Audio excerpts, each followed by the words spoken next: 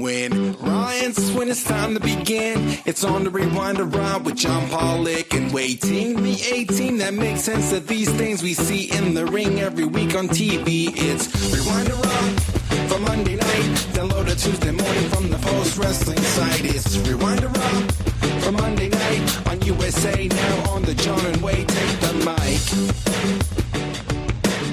And hello everybody, welcome to our free audience here to Rewind-A-Wai. My name is Wai Ting here, and I'm joined on this very special edition of the show with Davie Portman. How you doing, Davie Portman? I'm great. How are you, Wai?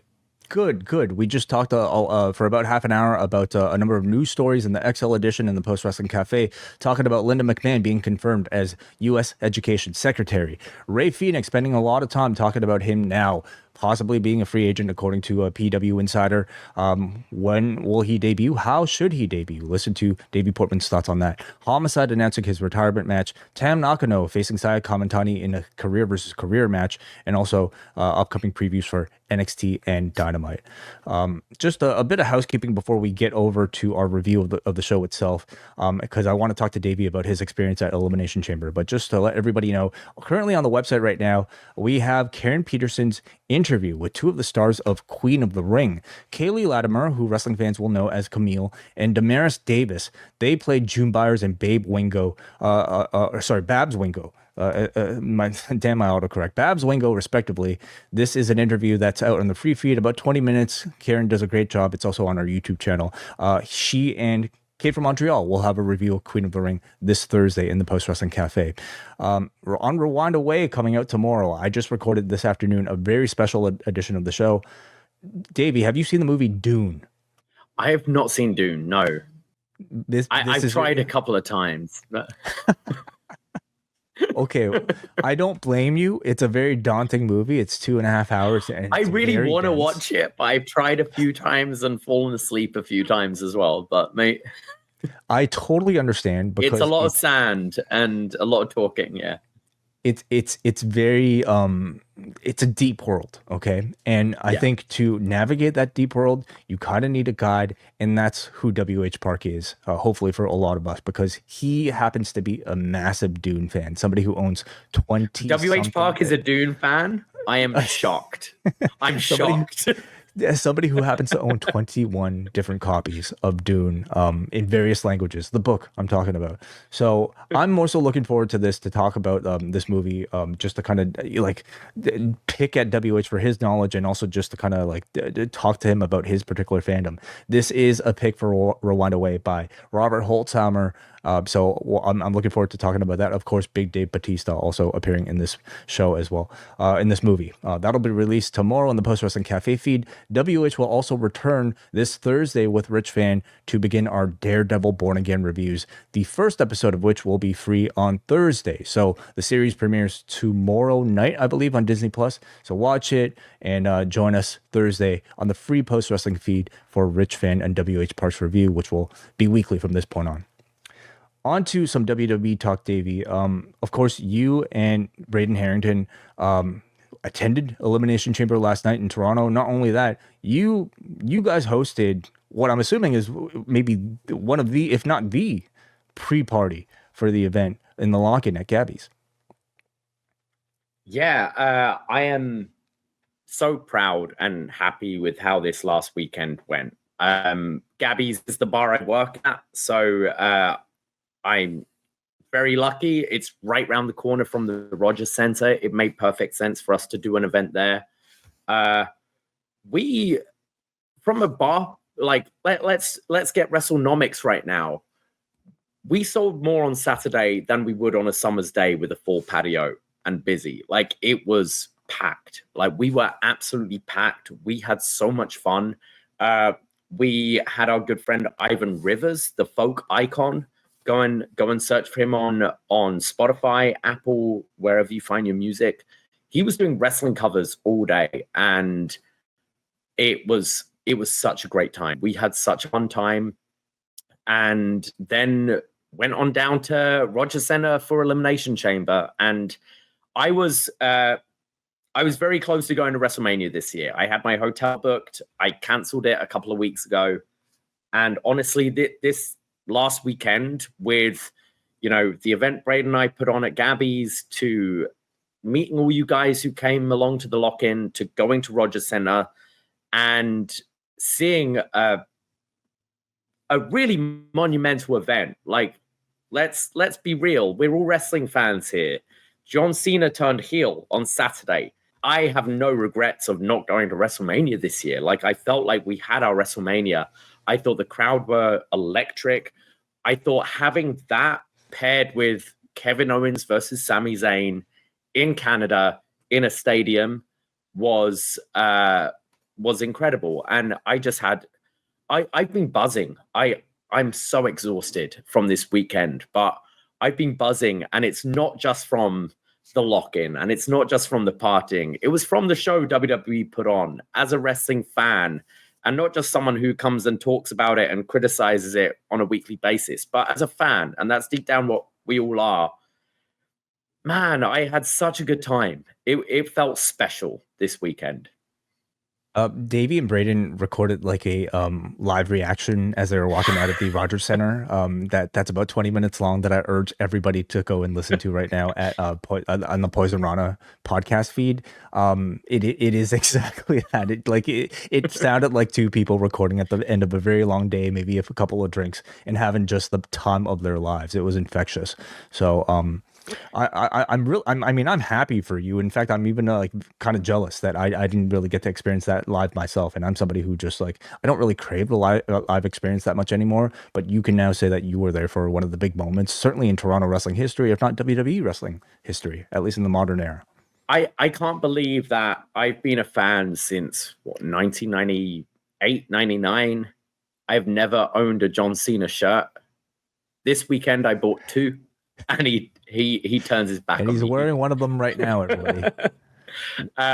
What's the other one? What's the other one that you bought? I got the red one. I bought it as a prize, and now I think I might just keep it, because who knows when he's wearing the bright shirts and the jorts again. But he made your wish. I think WWE create, like, it's cliche at this point, but they create moments. They're not about necessarily the matches. They're about moments. And they've crafted some of these big pay-per-views, last year's WrestleMania being a good example of that. We had it to an extent with SummerSlam last year as well. But this pay-per-view, you had, you know, Jade in the women's match coming back. And I thought that was done. And I haven't been a huge fan of that story, because it's been a little meandering. But the visual of Jade attacking Naomi with Bianca trapped and crying and not being able to do anything about it, that was such a great way to start the show.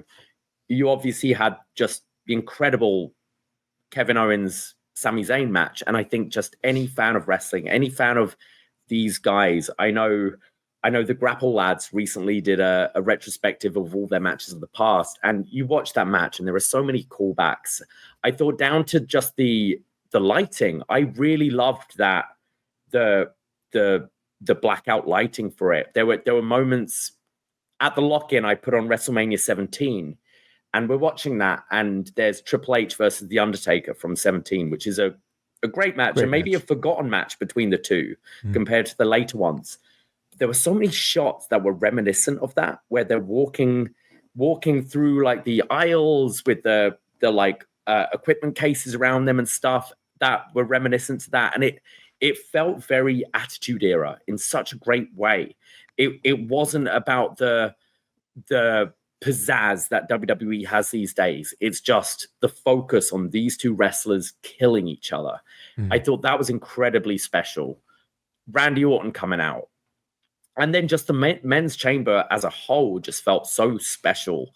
I know you commented on it with your review with Nate, but we don't know if we'll have that moment again between CM Punk and Cena. You know, not this way, not the same way. This way, not necessarily. So being able to have that, we can achieve that in a chamber match. You can achieve moments like that in a Rumble or a Survivor Series, and that might be it.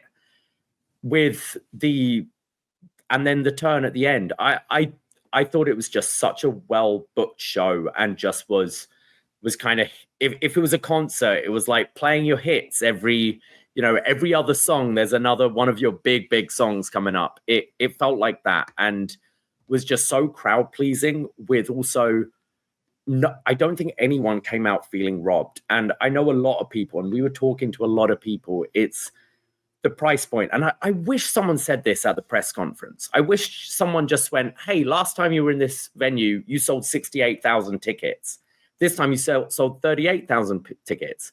Do you think you're alienating some of your audience by setting it at this price? Because everyone at our event, like I'd say, half of them were like, I'm just waiting to see what happens. I get it. They broke a gate. They don't care. But our original seats, there was a whole lot of empty floor space there where they could have built a stage. They could have put seats. And you just go, you could have filled this place. And maybe they didn't want 68,000 people booing the US national anthem. Maybe that was it. But... Or maybe maybe they did want it. Maybe they did. Maybe? I mean, I don't know why you'd start the show with that. But.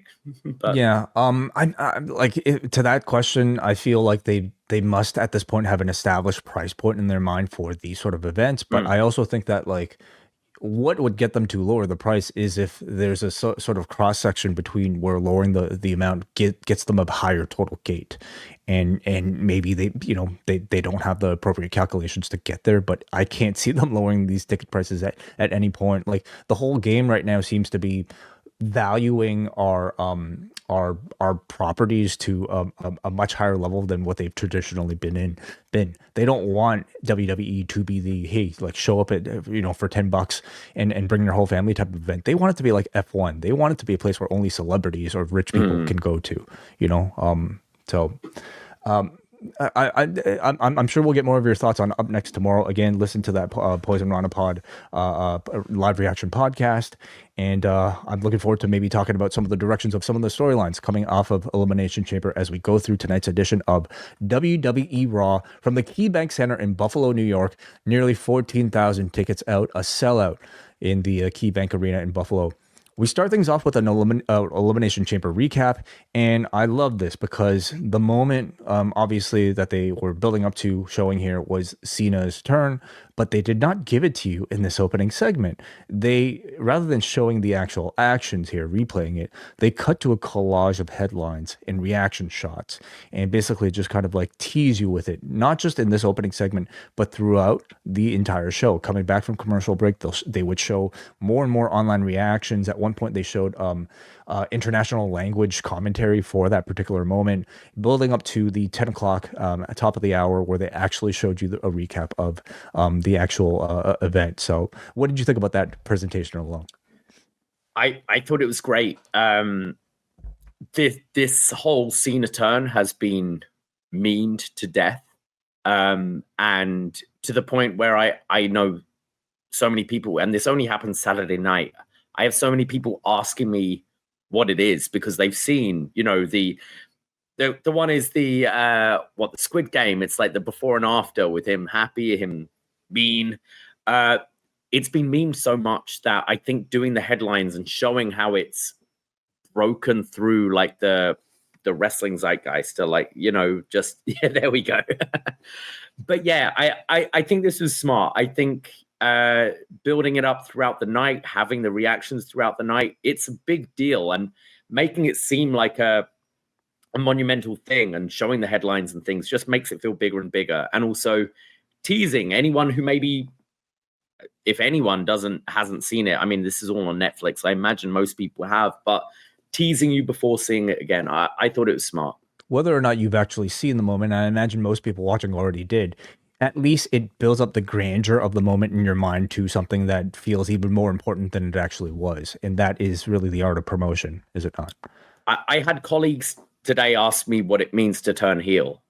Wow. Because they've read articles saying John Cena turned heel, and they're like, what does that mean? And I'm explaining that to them. You see, it's gone beyond just like our wrestling world. It's a big thing. John Cena, everyone knows John Cena at this point, and it was a big thing. And playing on that in a sort of wider pop culture sense, I thought was smart.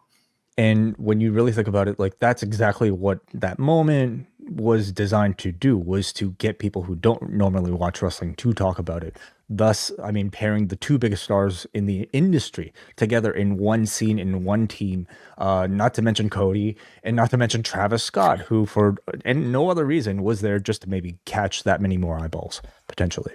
So we start things off, and there are a lot of people with thoughts on that particular moment, including CM Punk, who starts things off pissed off. He pulls up in his truck, heads right to the announce desk, grabs the microphone, stands on top of it, and starts addressing his enemies. He says since his name is CM Punk, that means everybody. So he asks the crowd who he should start off with tonight. Somebody chants The Rock. So Punk cuts a promo on Dwayne, calling him a bald fraud, says he's not immune from criticism. He came back and earned his opportunity, and Mr. Midlife Crisis just comes in and thinks he's above everybody. He mocks his goosebumps motion that Dwayne always does and says he's just pretending to care about this business. He would love to say it to his face, but Dwayne is never here. He's never been so desperate to hold a fake people's title because he deserves it. He earns it. He's never been desperate to sell his soul. And he starts talking about John Cena. You can't see me. Now we can all see through you. He says Cena stole something from him in the chamber. Hustle, loyalty, respect. And now everyone sees what he's seen all along. And that Cena has been selling these people and these kids bullshit. Punk says Punk never gave up, but Mr. Never Give Up gave up on himself. And he gave up on those kids. He's going to get his hands on both of these bald frauds. And when he does, he's going to make a wish that they're going to make a wish that he never did. I screwed up the line. He did way better than me. He then talks about Seth Rollins. He says, Becky, you better come get your man because I'm going to put him into a wheelchair. Out comes Seth Rollins to cut him off, and they immediately brawl on the ramp as all the agents and security come in, creating a big pull apart to close this opening segment. Your thoughts on this entire, what felt like, 15 minutes about opening segment, Davie? Yeah. I mean, this is exactly what you want from CM Punk. If he's not wrestling, you want him on a mic. You want him cutting everyone down. I think there have been times in his WWE run so far where he's, CM Punk on the mic at 50% is still better than a lot of people. But I think this is what you really want. You want him pissed off. You want him angry. And also feeling like I got the sense of him feeling, when you feel stupid for believing in someone and they let you down. And this is what I got, because he's been defending Punk. It's like he's been defending Cena. He's been saying, you know what, John Cena has earned the right to call his shot and just put himself in the chamber match, because he's been the guy for years. He's been doing these Make-A-Wish for the years and all that. And to then feel let down by him. Not to mention the warm and fuzzy moment he shared with Cena in the ring last night. Yeah. Exactly. 2 days ago. Sorry, I keep saying last night. You also had him like destroying the Prime bottle set as well to continue the Logan Paul thing as well. I think this is the best Punk, when he just hates everyone. He's shooting on everyone. It's something that's been very special about the Mania build this year. And I know a lot of people are like, I don't see what the direction is. Personally, I think that's great. I think there's so many different directions that are plausible and that are exciting. And that, for me as a fan, I will watch this show regardless. And I don't necessarily need to know 6 weeks out what the matches are going to be, because a lot of the options sound good. And I think that is something that WWE has now that they didn't have a few years ago. And now it's like, Punk just in this promo, it's like he could face Logan Paul. He could face The Rock. He could face Seth Rollins. He could face Cena, not necessarily at Mania, but all down the line. These are potential things. And I think it adds fuel to his objective of main eventing WrestleMania, which I don't think will happen this year.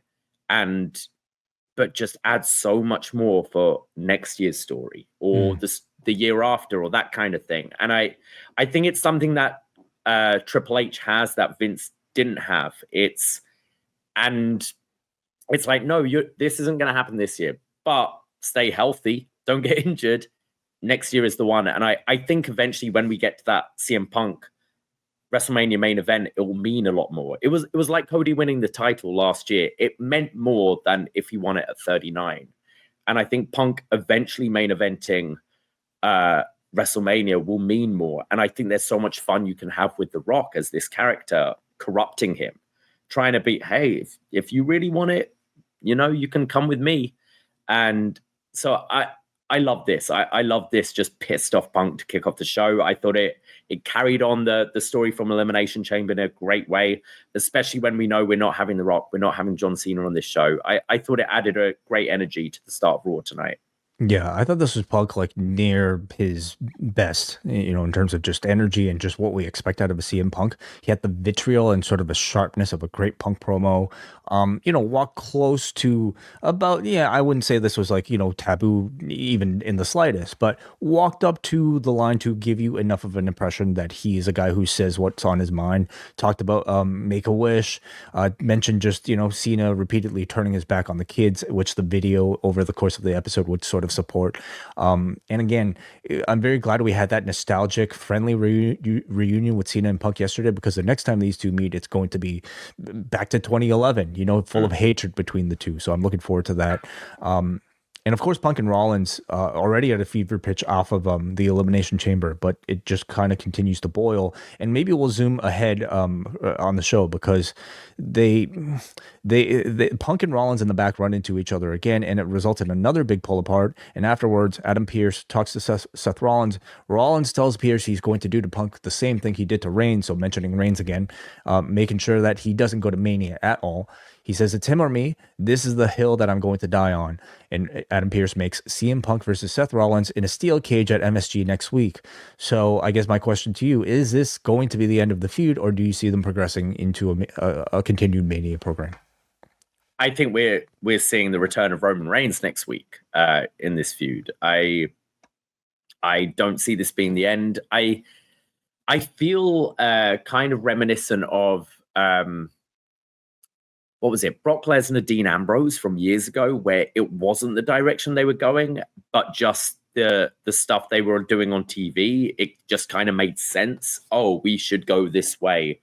And I kind of feel that's how it is this year with CM Punk. I think it just makes so much more sense to continue with the Rollins feud.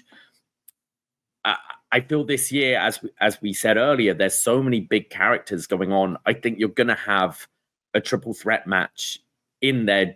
I think we're seeing it with the women as well, because you have too many big names and you can't do the singles match with all of them. So I think this makes the most sense, especially with a cage match. It's prime opportunity for a big return, a big angle.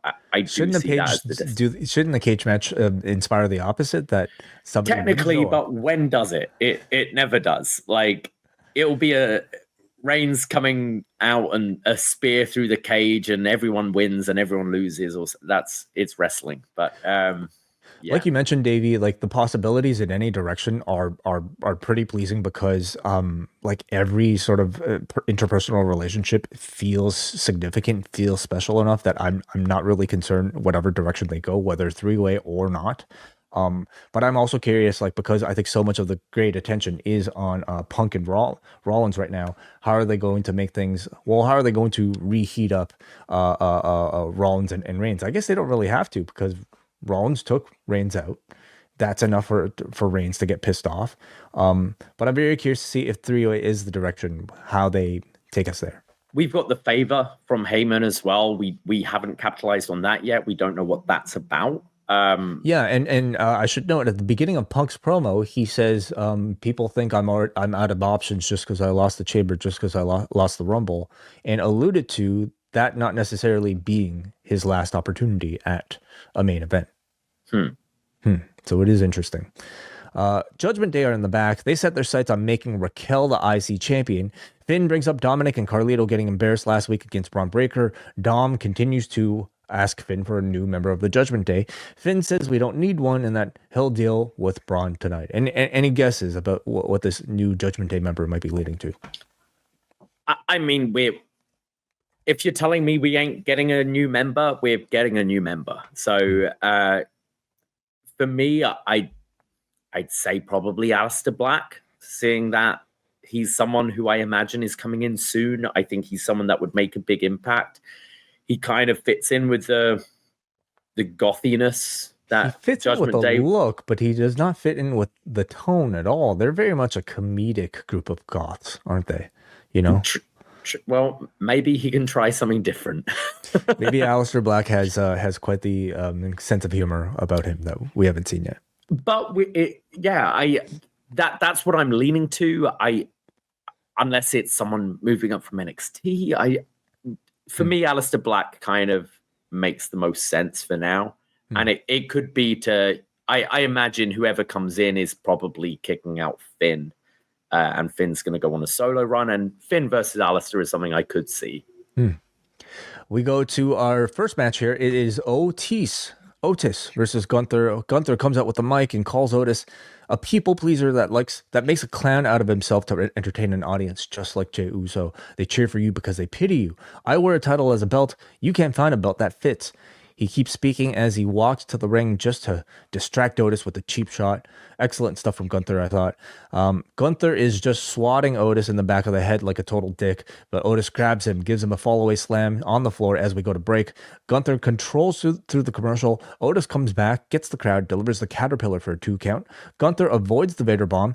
Otis avoids the power bomb. Otis kicks out of a big clothesline. Gunther then tries for the power bomb once more and gets it, pinning Otis in what I thought was an entertaining little match, a different style of match for Gunther. You know, this essentially felt to me like a man trying to lift a boulder over a fence, and I kind of enjoyed it.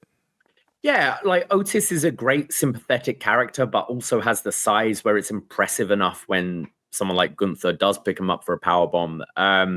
Obviously, no question who's going to win this match, but I thought it served its purpose and just shows with Gunther how dominant he is. It's all really in service for the post-match, as while Gunther is about to, Tozawa is there to stop Otis or stop Gunther from, sorry, I'm just distracted because, oh man, somebody caught a pretty bad bruise here from Gunther, sorry. Yeah, looks like maybe a bad case of Matbird for Gunther in this particular match. Anyway, Gunther is about to beat on Tozawa and Otis as Jey Uso comes out to save. He hits a spear to Gunther, then holds up the belt, and as he celebrates, Waller and Theory attack him from behind. Jey gets the better of them, but the distraction allows Gunther to come back to slap on a choke and put Jey Uso to sleep. So they are continuing to heat this thing up, or at least keep this thing hot enough, with the weeks to go. And I would say they're mostly finding effective ways, using your supporting cast members like Alpha Academy, or in this case, Waller and Theory, to keep the two of them distracted while still building up this Gunther and Jey feud. But I will say, for me, this week sort of felt like the time where I kind of feel like I needed a little more than just these distractions, and they have the biggest handicap maybe of all the main events on WrestleMania, because they have so much time, and time is not necessarily a good thing sometimes when you already, have your main event. What did you think, Davie? Yeah, I kind of felt the same. I've liked what they've done. I thought they did a great job in the last few weeks of making this feel like a special match. I wasn't against Jey Uso winning the Rumble. I liked that surprise. I thought it added so much stakes to Elimination Chamber with him winning. But now, after everything that happened on Saturday, this feels like a very secondary program. And I don't know what more there is to do to build this up, other than, it's the usual, Gunther being the elitist, I'm better than you, you're just a clown, you're the yeet man. I don't know how you can tell that over 5-6 weeks with it still being interesting.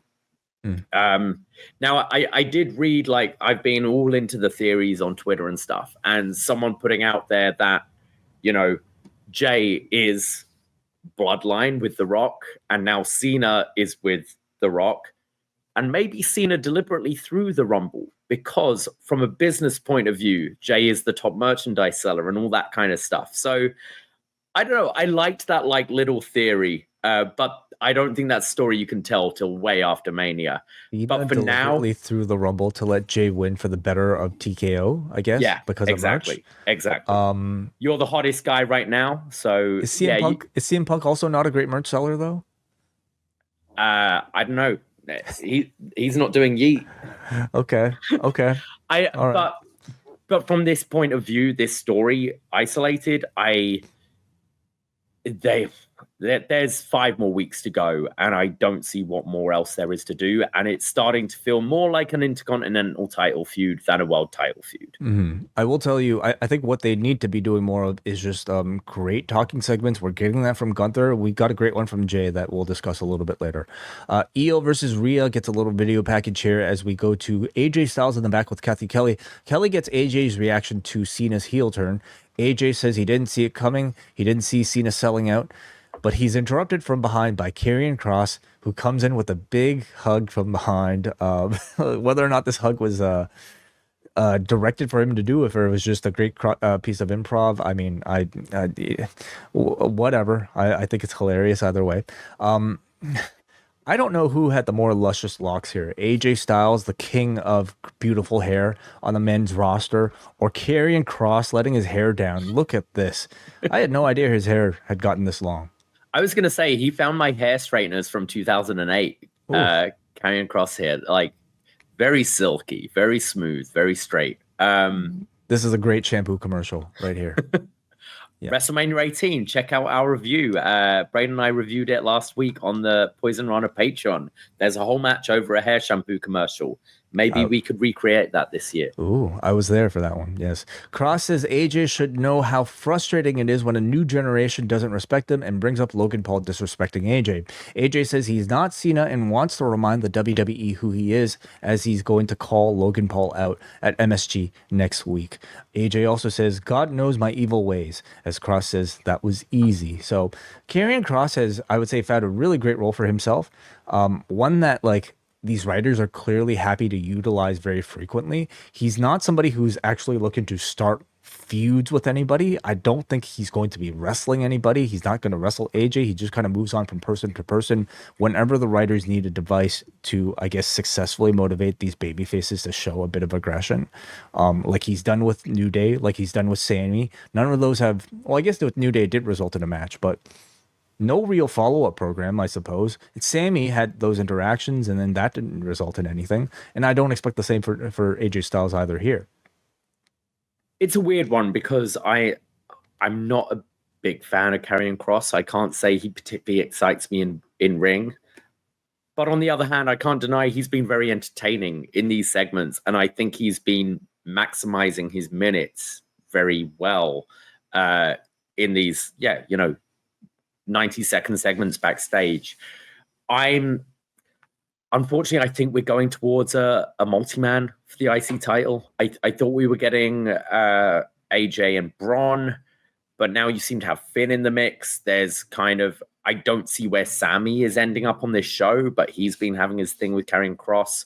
So I think that's what they're starting to set up here with them all, which it's a way to get them all on the card, but I can't say I'm particularly excited about a multi-man. I think I'd rather pick just 2 guys to go against each other. Yeah, I could see that direction. I'd also be very happy with an AJ Logan Paul match, which I think, we'll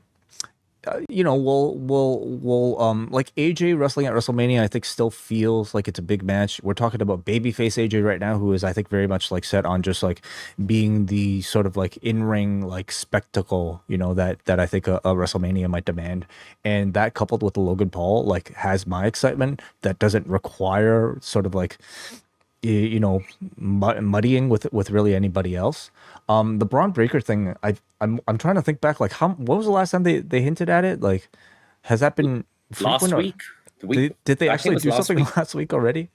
Yeah, wow. Remember the T-shirt? You're right. The T-shirt catch that I was so impressed by. You're right. So yeah, maybe that is the direction. So more on this, of course, next week.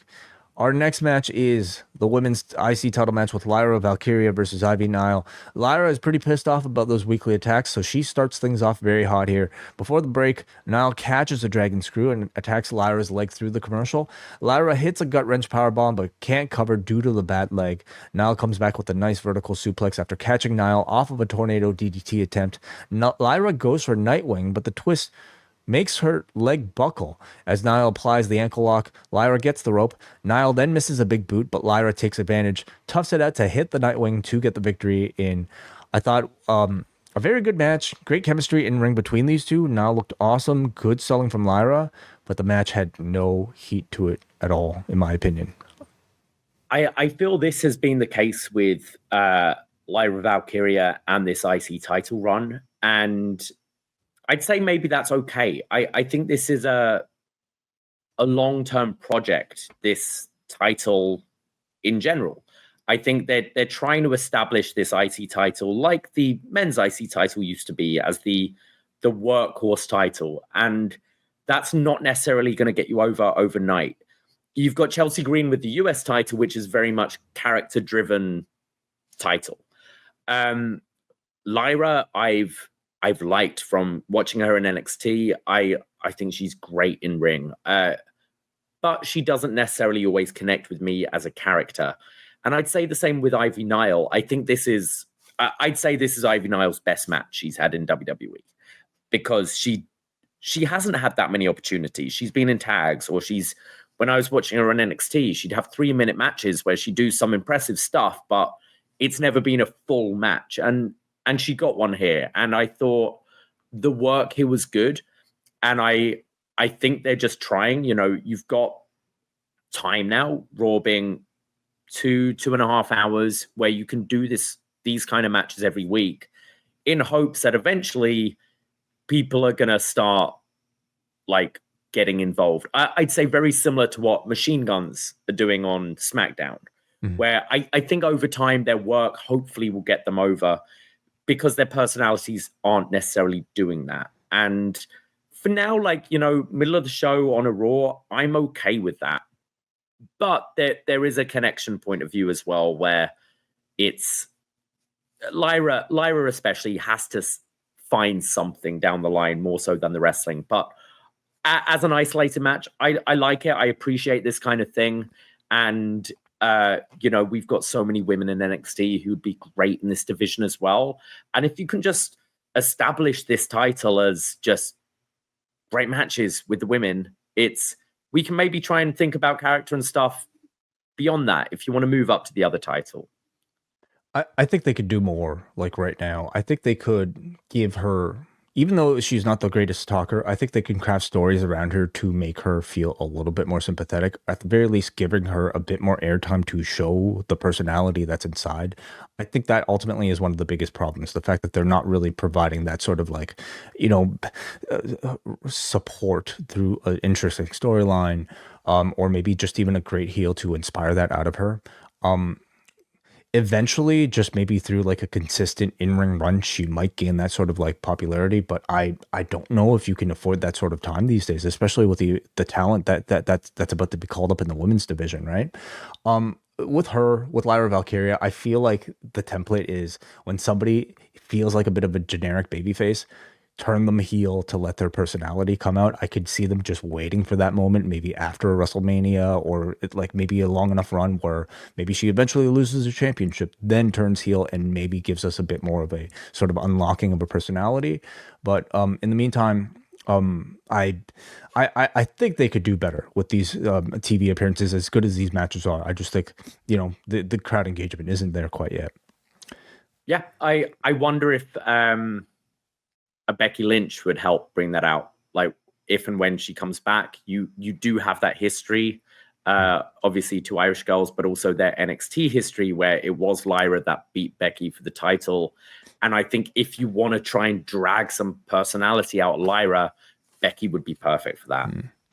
Up next, we got Ludwig Kaiser coming out, who says last week he took the attention from Penta he's deserved this whole time. Tells Penta that after he's done with him, he'll know what fear feels like. So Penta comes out, delivers a big Rana, goes for the Penta driver, but Kaiser escapes and ends with a big dive to Kaiser on the floor. So they are continuing that program that may not make its way to a bigger PLE coming up. Kathy Kelly is with Bianca Belair as Belair is asked about Jade's attack on Naomi. Belair says she doesn't want to talk about it until she gets to talk to them both. She feels guilty because she's both sad about her friends but proud about her chamber win, and looks ahead to the winner of the main event tonight. For some reason, Natalia and Maxine were in the background talking to each other, so that might lead to something, or it may not.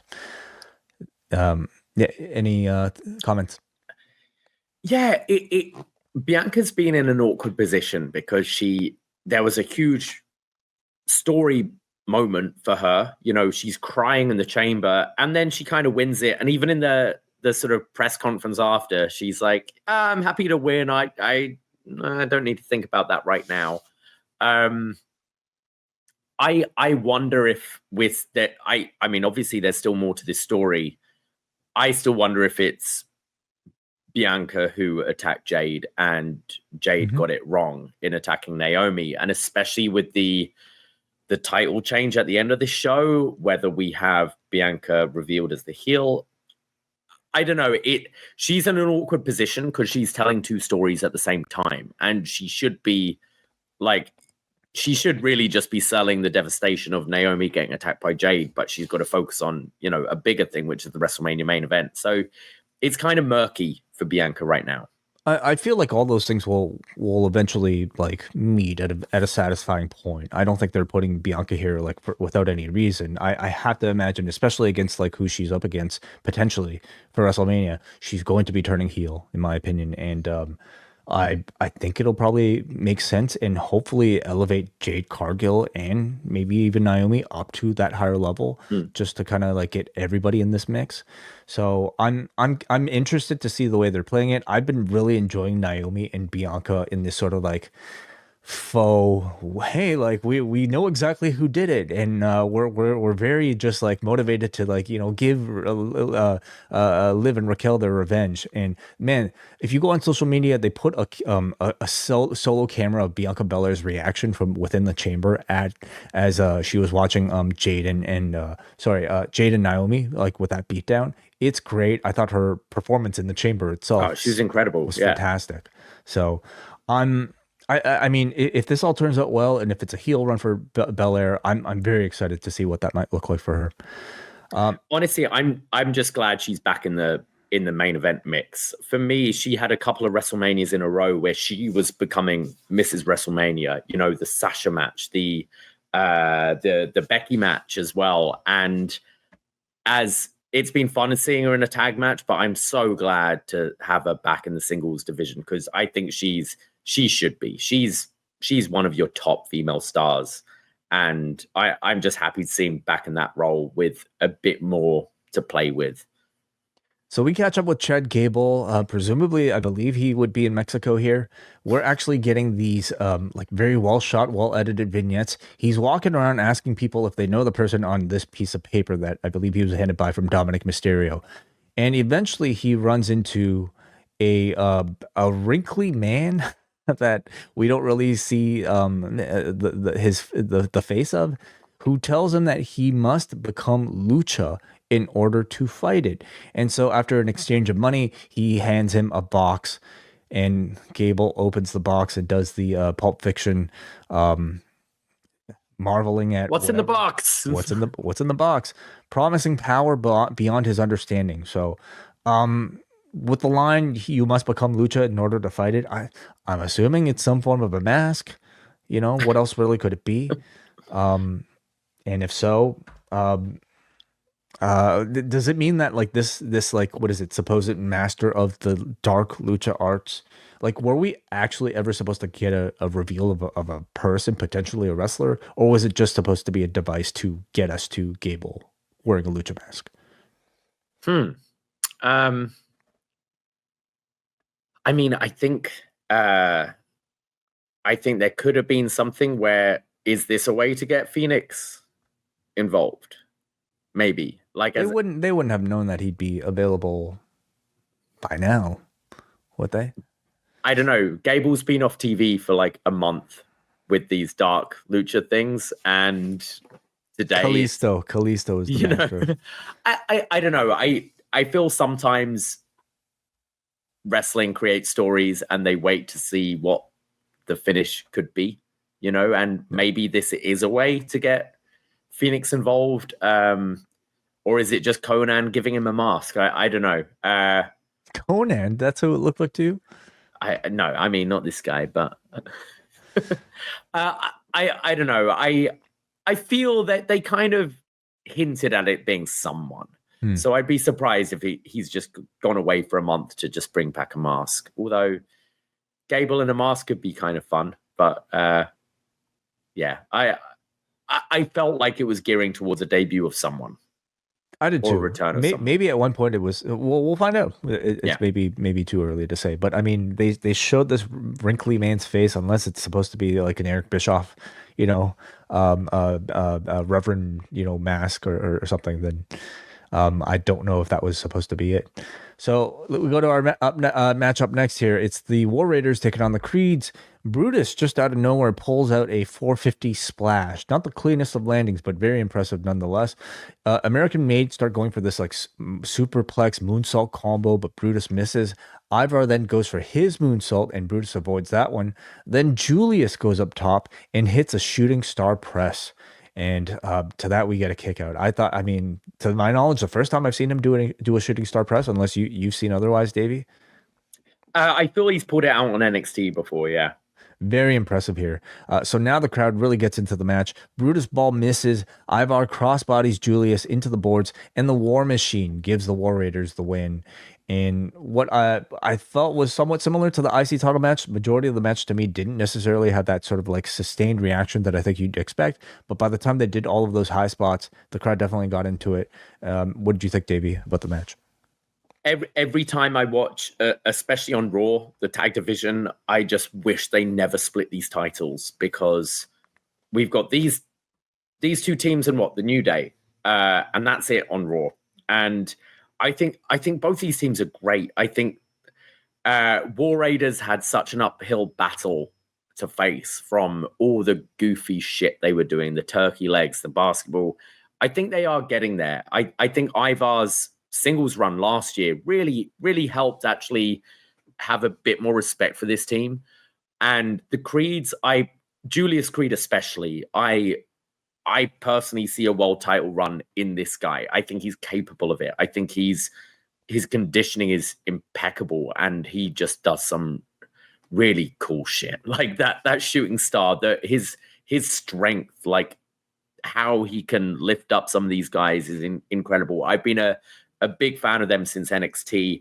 I don't think they've quite captured there's something kind of I don't know. You said about Brutus's 450, how it wasn't perfect, but I kind of love that about them. I kind of love how unclean some of their moves are, but it looks devastating. It's exciting, and that it reminds me of Brock. Like Brock was like that. Some of the stuff he'd do wouldn't look particularly pretty, but it would look devastating and impressive. And I'd like to see them move away, especially Brutus. I think he's incredibly goofy like in backstage segments, and it diminishes this act. But as two tag teams, I thought this was a really fun match. I think if you had these two teams with DIY, with Machine Guns, with New Day, with all them fighting for one set of tag titles, it could reach the peak it did when you had, Owens and Zayn main eventing WrestleMania against the Usos. They all feel so secondary now. And it feels the whole tag division feels so mid to low card. And I think some of these acts are better than that. We hear from the LWO, who cut a promo on the New Day. Rey Mysterio is back. He says next week Rey and Dragon are going to face them in a tornado tag match, which means no tags, no DQ, and that is it. So one of the matches announced next week for Madison Square Garden. We hear from Finn Balor and Braun Breaker. They start cutting promos to one another. Balor says that he chews rookies like him for breakfast, and he can win the title from him anytime he wants. Braun starts to come down the ramp to confront him right into Judgment Day's trap, but Braun takes care of Carlito and Dom. He ends up military pressing Balor, but Dom saves Balor from a spear. However, Carlito takes it instead. So as Davey had mentioned, seems like we're getting Balor and Braun before Braun and AJ. I think so. Yeah, I think we're getting all of them. I could see Logan in this. I could see Sammy potentially. I could see Karrion Kross. I don't know. It's not the route I'd go. I think Braun Breaker especially. He is someone who should be having a big singles match at WrestleMania, because he could be a world champion contender at WrestleMania 42. He's he's at that level, and he is someone you should be pushing. And I don't like the idea of a multi-man. I think the AJ Braun match is way more exciting for me, but I don't think that's the way they're going.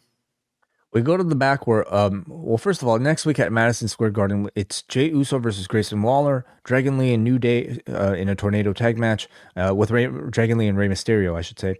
AJ calls out Logan Paul, so that doesn't appear to be a match, but just a call out. And then we have Seth Rollins and CM Punk in a steel cage. So we go to the back as Otis thanks Jey for helping him out, and Kathy asks Jey Uso if Gunther choking him is throwing him off his game, and Jey puts his bags down and starts cutting a fired up promo. He says it bothers him a little bit. Every week that goes by, Gunther has him doubting himself, but nobody will pick himself up but him. If Gunther's going to give him 10 weeks of hell, he's going to walk through the valley of the shadow of death, and at Mania, he's crashing out. He says he just woke up a beast as he walks out into the Buffalo winter without a shirt on. Wow. I love Jackie Redmond here. She's like, oh, and he's going outside without a shirt on. It's cold out.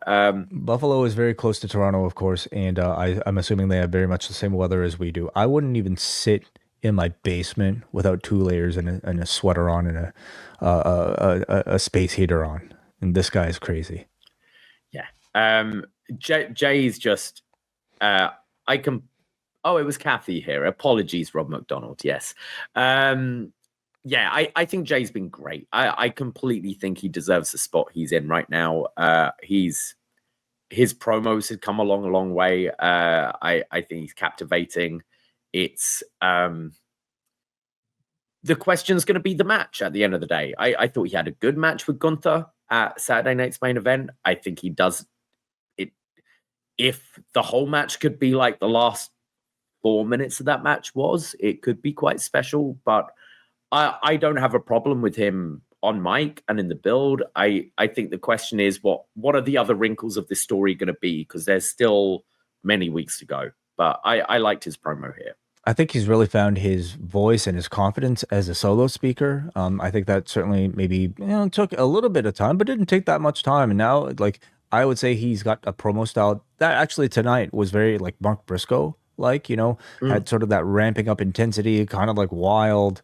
And that's all to say that it was very good. And I think like as a potential solo stars champion, like I could see him being a capable promo to be worthy of that. I like the fact that he's introducing this sort of like self-doubt, storyline, especially in contrast to Gunther. I think Jay is able to embody that sort of worry in a really genuine way at the start of these sort of promos. So he does also a great job of motivating himself through just kind of self-talk. So I'm enjoying them so far. Then we go to our main event here. For the World Championship, it is Rhea Ripley versus IYO SKY. Their first match together since NXT in 2020. Rhea has never beaten IYO SKY. And we've got Bianca Belair watching ringside. I thought things started off very messy here. These two, IYO going for a crucifix, and then maybe not being in the best of positions. IYO then goes for a Rana. Rhea catches her, but loses her balance and falls over.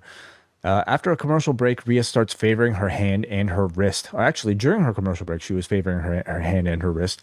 They fight on the apron as IYO arm drags Rhea onto the apron, again targeting the arm. IYO does a Dakota Kai corner kick. Then she does the insane elbow, followed by the ass lock. So all Damage Control members getting a little shout out here. Rhea Ripley is on the apron as IYO sunset flips her into a buckle bomb onto the barricade. Over the moonsault is delivered to Rhea's back, but Rhea gets her foot on the rope. Rhea then electric chairs IYO onto the desk and tries to win by countout. As IYO makes it back into the ring, Belair is cheering for her, and this somehow angers Rhea to the point where she exits the ring, shoves Bianca Belair for suggesting that maybe she doesn't want to face her at WrestleMania, and they start shoving each other. Belair puts her hands on Rhea, but the referee keeps the match going, which is, sort of a slightly unusual to see in modern professional wrestling, somebody putting their hands on somebody else in front of the ref, but ref deciding not to call it.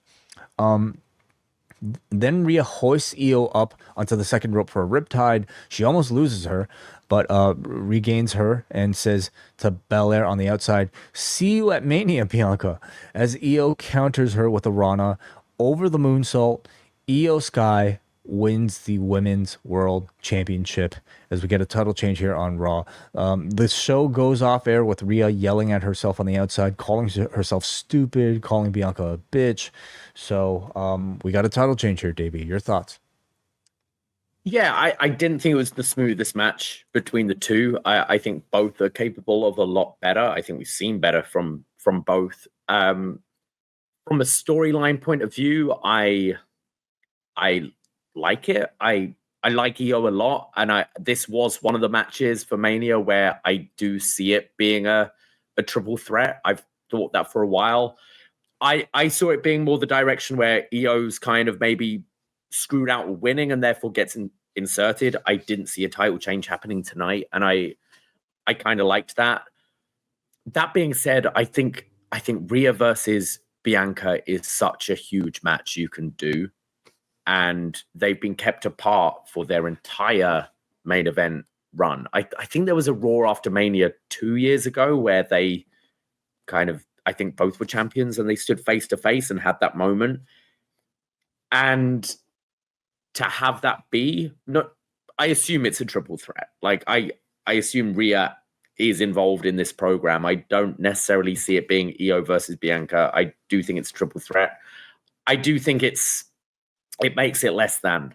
But it's one of those problems when you've got all these talents. Like I think IYO should be in a big match as well. Like she was in the women's title match against Bayley last year. So it's difficult. It does feel like the lesser match.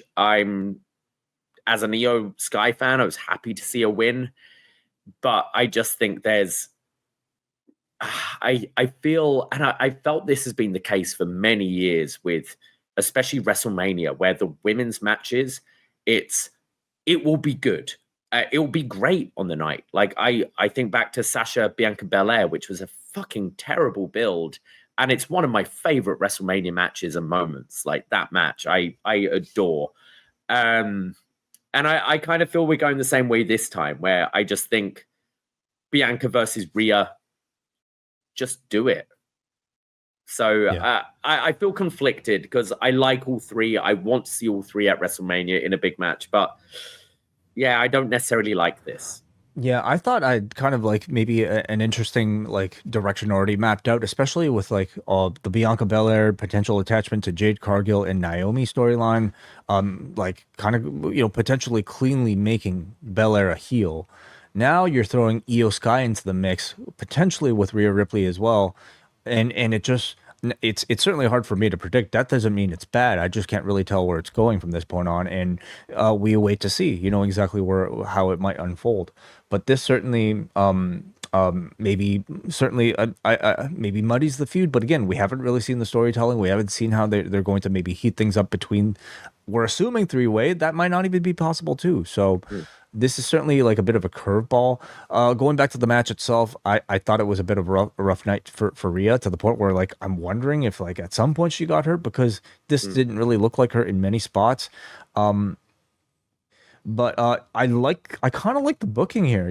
For one thing, it's a surprise, which I think when done right is always good. It also maintains the streak of IYO beating Bianca Belair. That's something that they are keeping up, and will potentially maybe make that the one person that Rhea Ripley will never be able to beat, which I think is really cool. But yeah, we wait to see like how this unfolds, whether or not a Jade Cargill and Naomi will somehow be folded into this. And I was a little bit surprised at like Rhea being so heelish here towards the end. Like her just suddenly dropping the match to yell at Bianca Belair for supporting IYO SKY feels very uncharacteristic and feels a lot more heelish to me. Even her actions at the pausing at the end as she's about to do the riptide to yell at Bianca Belair felt uncharacteristic. Her being on the floor sort of complaining, whining, calling herself stupid does not also feel like the Rhea Ripley that we've been seeing lately. No, and it was, it felt uncharacteristic, but I guess a way to protect her in this loss against IYO. I felt very mixed about this. I'm very happy Like, I liked IYO winning this. And I love the idea, as you said, Rhea's never beaten the IYO. I don't think IYO's ever beaten Bianca. If this is a triple threat at Mania, if you have Bianca rock, paper, scissors. If you have Bianca beat IYO, you've still got those singles matches where this person hasn't pinned this person hasn't pinned this person. So you do save those singles matches, but there's something special about the first time these people interact being a singles match, being a one-on-one. So I'm very much like, let's see where it goes. I'm sure these three will, if it is the triple threat, have a great match. But sorry to correct you, but IYO did beat Bianca in September this year. Oh, okay. I don't remember that, but I'm sure they will. If they do go the three-way route, maybe they'll come up with some other. They've had a lot of matches together. Wow, I'm looking it up right now. Yeah, I remember they had that. They had one abroad, I think. One in, was it France or Germany or something like that? They had a big match, which was, yeah. All right. So, what did you think about this edition of Raw, Davey? You know what? I thought it was much better than the June 11th, 2018 edition of Raw that I reviewed with you last time. And yeah, I enjoy, like, this is the best season to be a wrestling fan. I love coming out. I don't need all the answers every week. I love being able to come out and theorize and think where things are going. I watch my TV that way. That's what I love about TV dramas. I like finishing a show and going, oh, what's going to happen next? And I was getting more than that. Obviously, holding off on the Cena thing, that's the big thing. And I think that's okay. They can tease that for a few weeks until they... I would think MSG would be one of his appearances. Yeah. You know, they did not announce that on this particular episode, but maybe they'll announce it on Friday, because that's when they said we'll hear from Cody next. So yeah, well, we shall see. Yeah, I'll definitely say, coming off of Chamber, they did not like take it easy on this edition of Raw. Like, you know, 2 of the 3 title matches that they advertised weren't necessarily like the most anticipated, but they were like title matches nonetheless. But they gave you a title change, you know, in the main event here, which I thought was a very significant, like, non-missable event if you're trying to follow WrestleMania. This in between Chamber and also the MSG show next week makes this feel like a really like continued hot streak for the WWE that they're manufacturing, and I'm sure it'll be very successful. I mean, they sold out, you know, tonight. I'm sure they'll continue to do so for the next weeks. So, and thank you, Davie Portman, for joining us on this edition of Rewind-A-Wai. I thought you offered some great insight. I love hearing your thoughts on Up Next, and of course we look forward to that tomorrow night, as well as Poison Rana on the weekend. Thank you very much. No Poison Rana this weekend because of Revolution. So, you know, we don't want to date ourselves right away. But we'll be giving our thoughts the Tuesday after about Revolution. But yeah, you can find me tomorrow night on this very feed. We'll be talking about the go home show to NXT. Sorry, just WWE Roadblock these days. But which looks like a great show. The TNA crossover. NXT is quite an exciting product to watch right now. I enjoy it. I've been enjoying Raw a lot as well. I'm really happy you asked me on. Raw is one of my favorite shows to watch at the moment. I just think it's exciting, and tonight I thought breezed by. And yeah, you can if you want to hear more from us, you can follow our patreon.com/poisonrana. We've been doing our John Cena retrospective, where we've gone through every single title reign of John Cena. We get a different guest on for each show. We're up to reign number 7, which features the Iron Man match between Randy Orton and John Cena. In our last show, we just talked about the Hell in a Cell and the I Quit match. It's been a fun thing. Our aim is to go through every single title reign until John Cena's retirement. And hot off the Oscars from last night, we are going to be reviewing Anora this Wednesday. The Best Picture, Best Actress, Best Screenplay. Wait, have you seen Anora yet? I have not. You've not seen Anora? Yeah, I'm going to get through Dodgeball first, and then right. I'll get to Anora next. But really great film. Really excited to talk about this one with Braden. We love our movies, so we talk about a lot of movies. We just did our Godfather Part 2, which was one of those films that neither of us had ever seen, which we always got that. You've never seen Godfather Part 2? We finally ticked it off our list. We've got a bunch of old wrestling reviews on there. We review old NXT. We're right through to NXT 2014. We're building up to the first ever takeover right now. It's only $5, and we've got over 500 shows you can go back and enjoy. If $6 is the best $6 you can spend in the Post Wrestling Cafe, $5 is the best $5 you can spend at patreon.com/poisonrana. These two work incredibly hard to deliver your value, and they give a lot of love to their patrons. So support our friends and get yourself some great audio content to fill your days with. So thank you very much, Davie, for that.